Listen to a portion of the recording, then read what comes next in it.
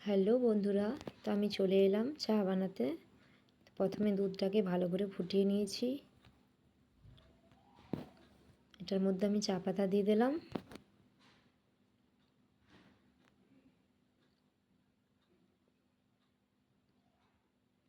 ভালো করে ফুটিয়ে নেব।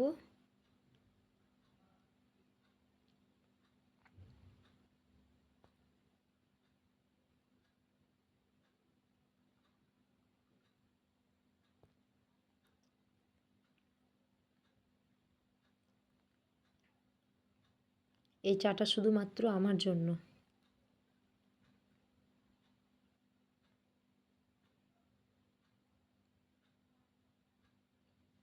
কেউ বানিয়ে দিলে আরও ভালো হয়, কিন্তু আমিই বানাই।